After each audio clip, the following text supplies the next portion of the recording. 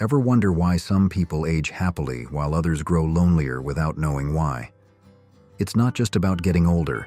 Certain unnoticed habits can quietly push people away.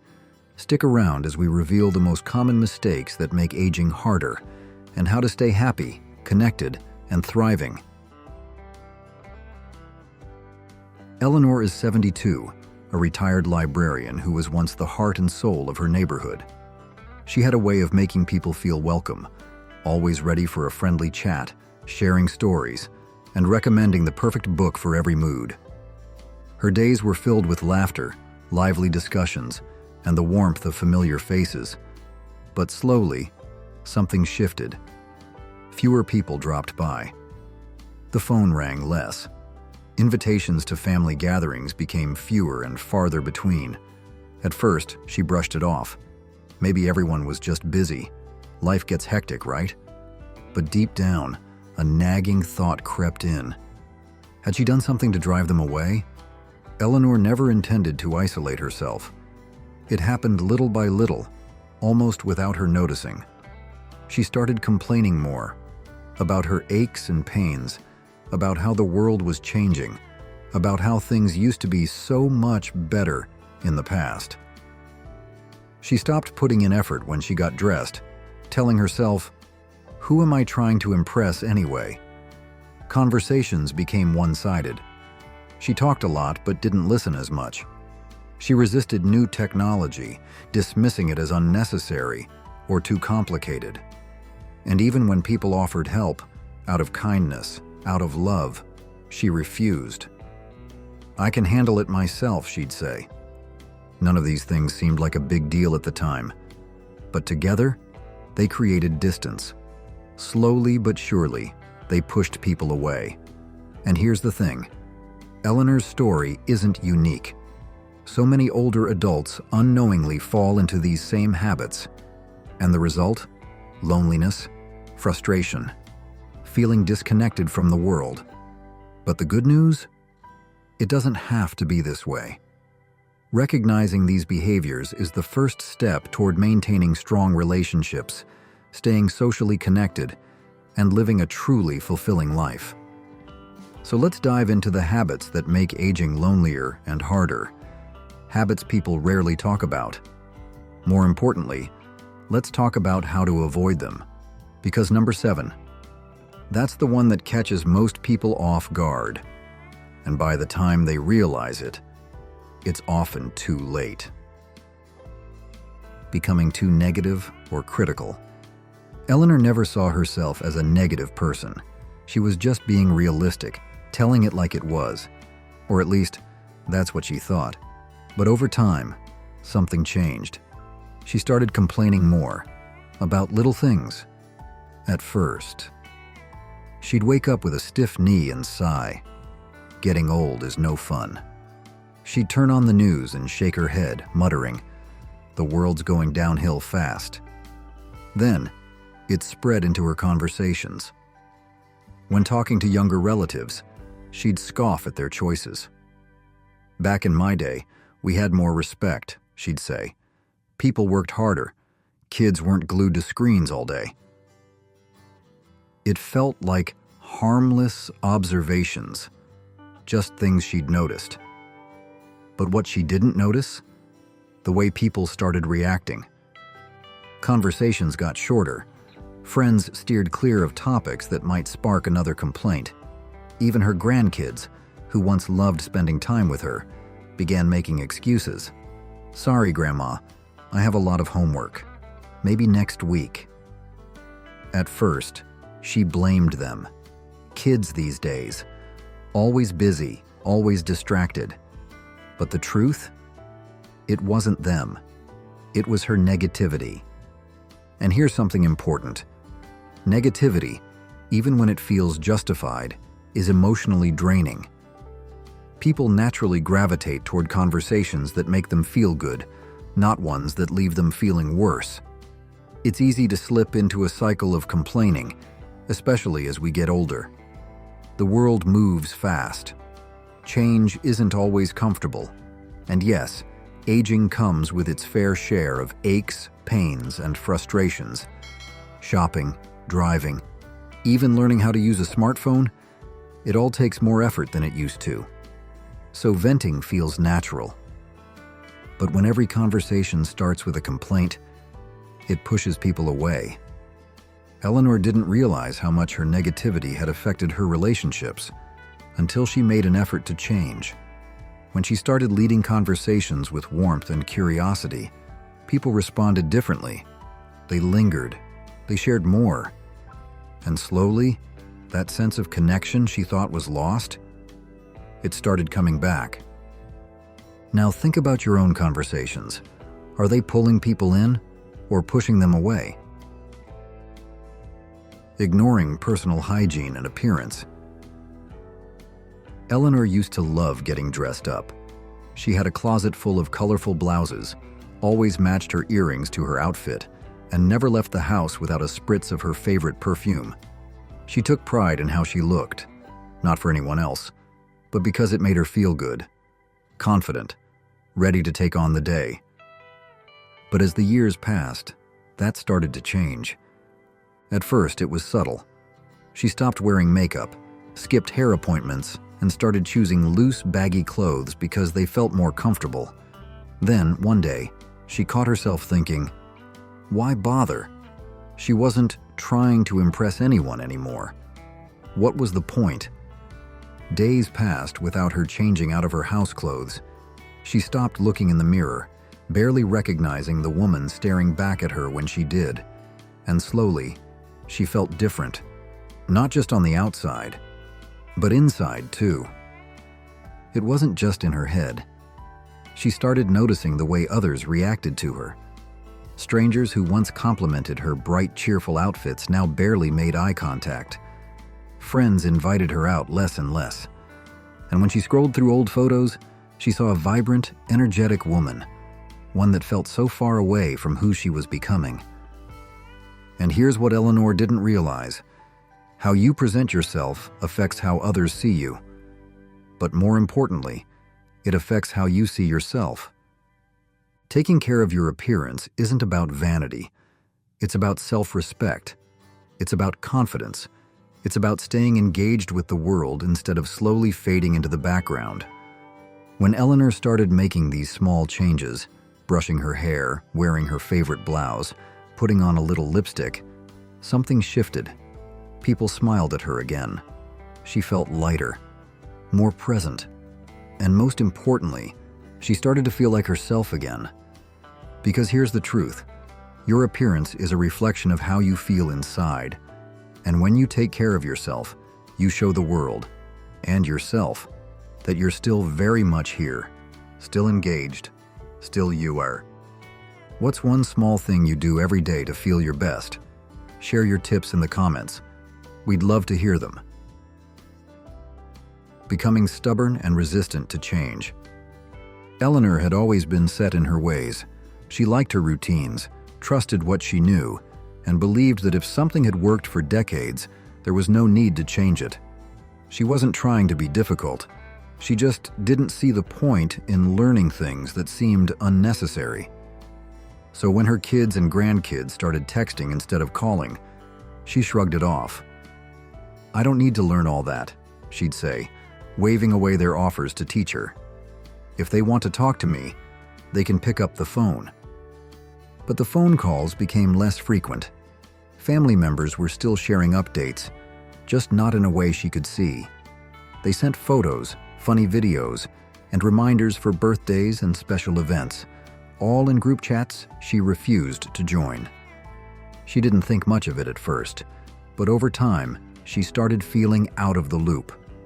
Conversations at family gatherings revolved around things she hadn't seen. She found herself asking, "When did that happen?" Only to hear, "We sent it in the group chat." And that's when it hit her. She wasn't just resisting technology, she was resisting connection. The truth about stubbornness.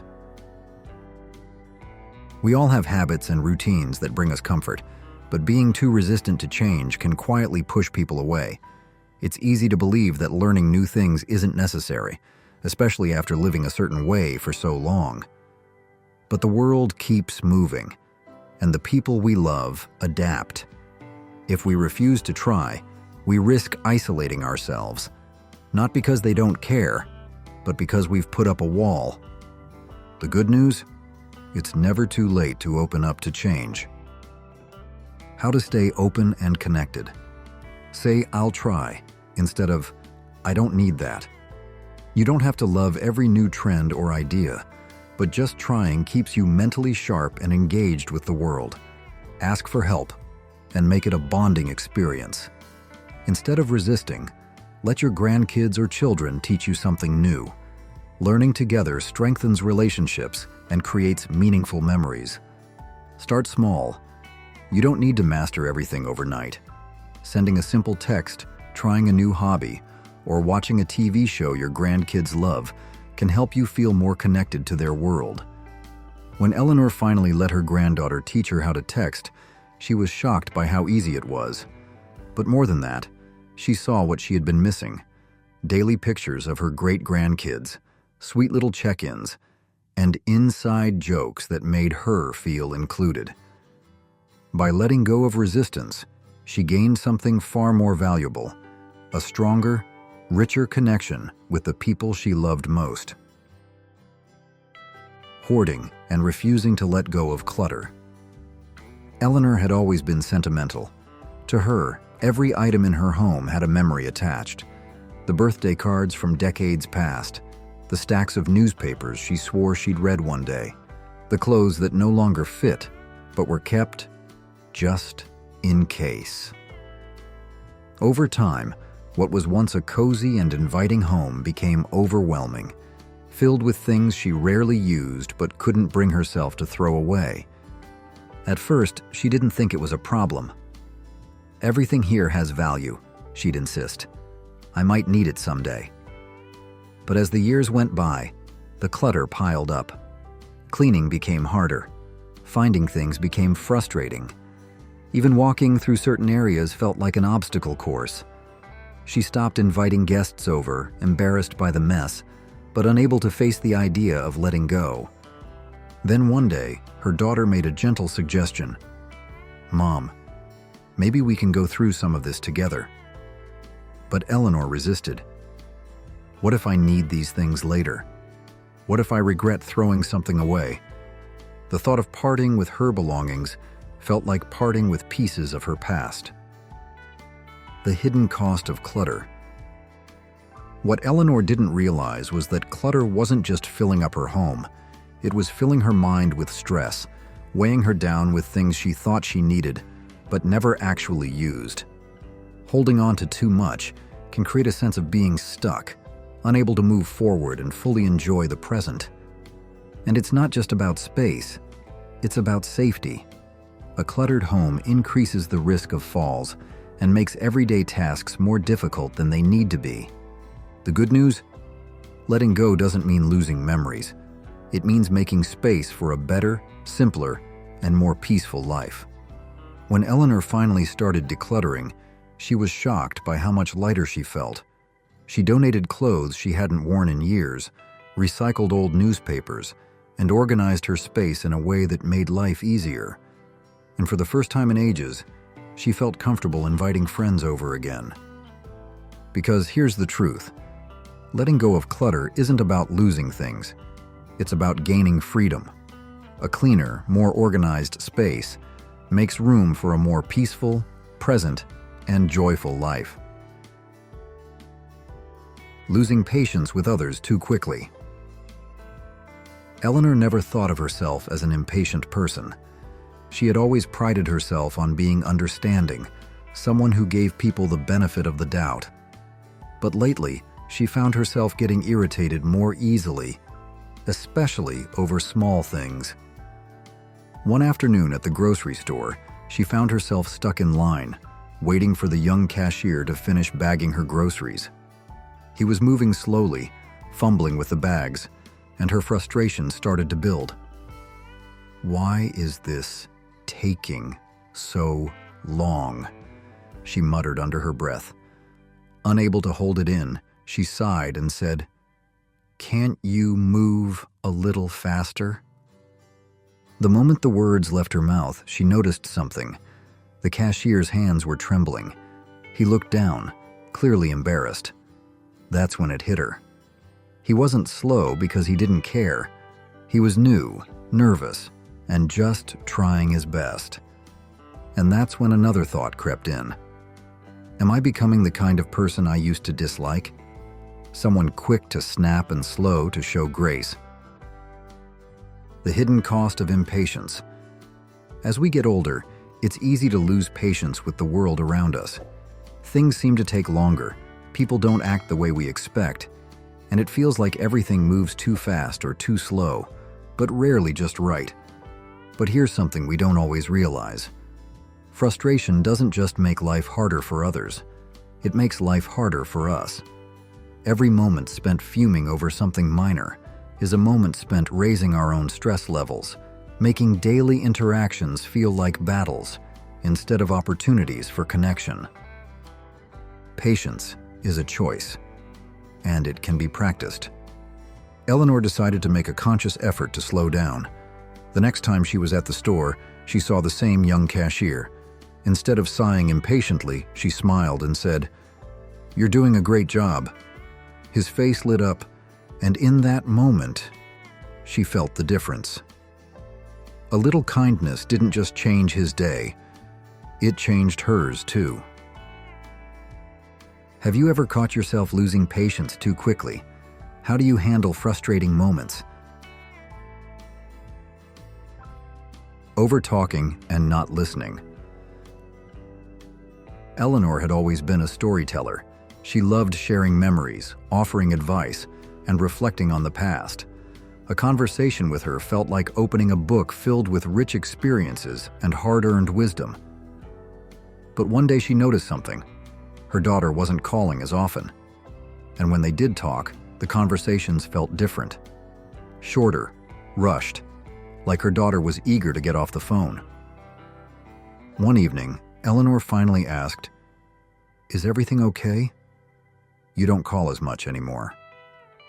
There was a pause.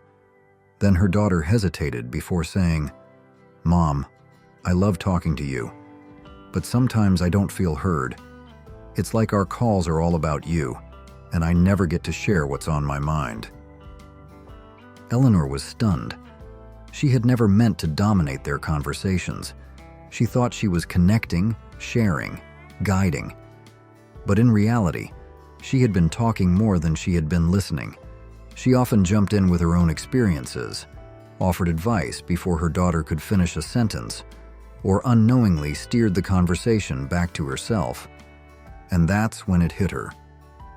Was she pushing her loved ones away without realizing it? The power of listening. As we get older, it's easy to fall into this trap. We want to share our wisdom, give guidance, and make sure our loved ones don't repeat the mistakes we did. But here's the thing. If we don't listen, people may stop opening up to us. A conversation should be a two-way street. If it starts feeling one-sided, the other person may begin pulling away, not out of anger, but out of exhaustion. So how do we really connect in conversations? Eleanor took this to heart. The next time her daughter called, she made an effort to really listen. She asked more questions, let her daughter vent without cutting in, and only offered advice when she was asked. And something wonderful happened.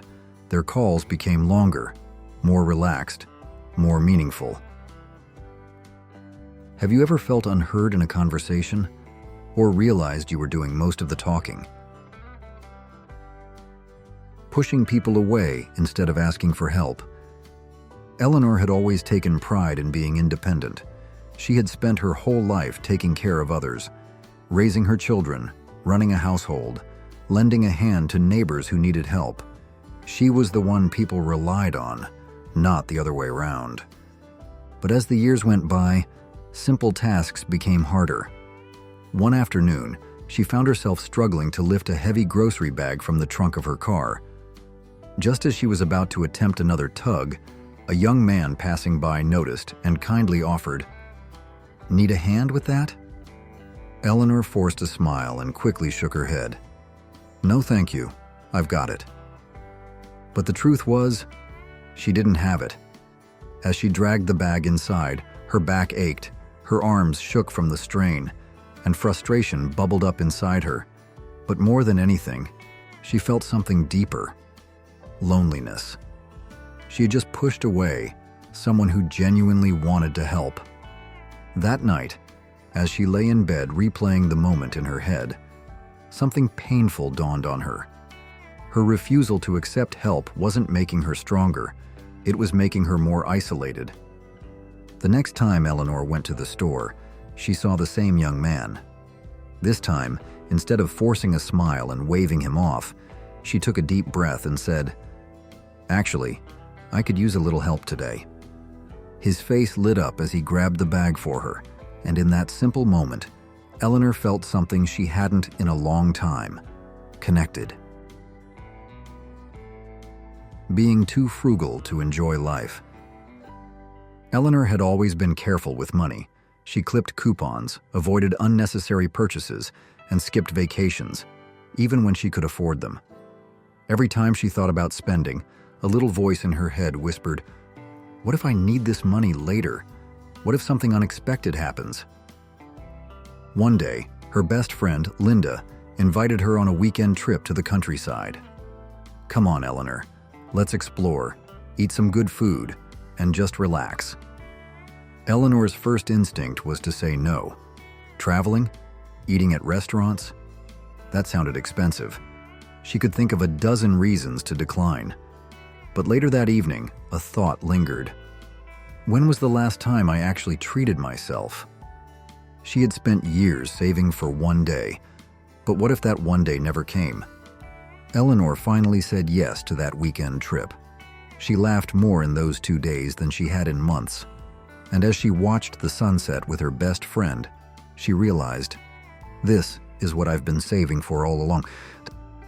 What's one experience you've been putting off because of money? Talking down to younger generations. Eleanor adored her grandson, Ethan. She loved his visits, cherished their time together, and enjoyed hearing about his life. But lately, something felt off. Their conversations weren't as natural as they used to be. He seemed more distant, more distracted. He didn't open up the way he once had. One afternoon, Ethan excitedly mentioned a new app he was enjoying. Eleanor sighed and shook her head. "Back in my day, we didn't need all this technology. Kids actually played outside instead of staring at screens." Ethan went quiet. After a few moments of awkward silence, he glanced at his phone and mumbled, "I should probably get going." As the door closed behind him, Eleanor felt a pang of regret. She hadn't meant to push him away. She was just trying to share how different things were when she was young. But then she wondered, had she made him feel dismissed instead? The next time Ethan visited, Eleanor tried a different approach. When he brought up his favorite game, instead of dismissing it, she smiled and asked, "What do you like about it?" Ethan's face lit up. He explained the strategy behind the game, the teamwork involved, and how he and his friends played together. For the first time in a long time, their conversation flowed easily. He stayed longer than usual that evening, and Eleanor realized something important. Connecting across generations isn't about changing them, it's about understanding them. Letting go of the past. Eleanor sat by the window, watching the autumn leaves drift to the ground. Another holiday season was just around the corner, but instead of feeling excitement, she felt a familiar weight pressing on her chest. She couldn't stop thinking about the friend who had betrayed her years ago, the argument with her sister that was never resolved, the choices she wished she could go back and change. The past had a tight grip on her, replaying in her mind, like an old film she couldn't turn off. One afternoon, her neighbor Linda noticed her distant expression and gently asked, "What's on your mind?" Eleanor sighed. "I just keep thinking about things I can't change." Linda smiled knowingly. Holding on to the past is like carrying a heavy suitcase everywhere you go. Imagine how much lighter you'd feel if you set it down. That night, Eleanor sat down with a piece of paper. She wrote down all the things she had been holding on to for years. Then, with a deep breath, she let them go. For the first time in a long while, she felt lighter. Ignoring health problems. Eleanor had always been fiercely independent. She took pride in doing things on her own, never wanting to trouble anyone with complaints about her health. So when she started feeling dizzy when standing up or noticed her vision getting blurrier, she brushed it off. "It's just part of getting older," she told herself. But one morning, as she reached for a coffee mug in the kitchen, the dizziness hit harder than ever. Before she could grab onto the counter, she lost her balance, falling hard onto the floor. A sharp pain shot through her hip. Panic set in. She tried to move, but something wasn't right. She lay there, helpless, waiting for someone to find her. Hours later, in the hospital, the doctor shook his head and said, "Eleanor, this could have been prevented if we had caught the issue earlier." And that was when it hit her. Had she been ignoring warning signs that could have saved her from this? After recovering from her fall, Eleanor made a promise to herself: no more ignoring warning signs. She scheduled her next doctor's visit, started drinking more water, and even joined a balance class at the community center. She finally realized that staying independent didn't mean ignoring help. It meant taking control of her health before things got worse. Have you ever ignored a health issue that later became serious? What helped you take action? Choosing joy. Eleanor sat in her quiet living room, flipping through an old photo album. Page after page, she saw herself in moments of pure happiness, laughing with friends, playing with her grandkids, dancing at family gatherings. But then a thought crossed her mind. When was the last time I laughed like that? Life had become routine. Wake up, do chores, watch the news, go to bed. Somewhere along the way, she had stopped seeking out joy, as if it were something that only belonged to the past. One evening, her neighbor Linda knocked on the door. "I'm having a movie night. Come over. It'll be fun." Eleanor hesitated. Fun? That wasn't part of her routine, but Linda was persistent, so she agreed. They put on an old comedy she hadn't seen in years. And before she knew it, she was laughing, really laughing. The kind of laughter that made her stomach hurt and tears well up in her eyes. The kind that felt like sunshine breaking through a cloudy day. And for the first time in a long while, she felt light. That night, as Eleanor left Linda's house, she felt something she hadn't felt in years: lighthearted. She realized that joy wasn't something that just happened. It was something she had to choose. The next morning, instead of turning on the news, she played her favorite music and danced around her kitchen. And for the first time in a long while, she felt alive. Now, let's share some joy. When was the last time you had a really good laugh? Small changes, big impact. Eleanor never realized just how much her small, everyday habits were shaping her life. But once she started making changes, letting go of negativity, staying open to new experiences, and inviting joy back in, something incredible happened. She felt more connected. Her daughter started calling more often. Her neighbors stopped by to chat, and even strangers responded to her warmth. She felt happier. The weight of grudges, regrets, and loneliness started lifting, replaced by moments of laughter, gratitude, and purpose. And surprisingly, she even felt younger at heart. Instead of resisting change, she embraced it. Instead of dwelling on the past, she focused on what she could control. Aging is inevitable, but how we age is up to us. Which of these vintage appliances do you think should make a comeback? Let us know in the comments. If you enjoyed this trip down memory lane, be sure to check out more videos in this series. And don't forget to like, subscribe, and share Who Remembers. with someone who loves nostalgia as much as you do. Thanks for watching, and we'll see you next time.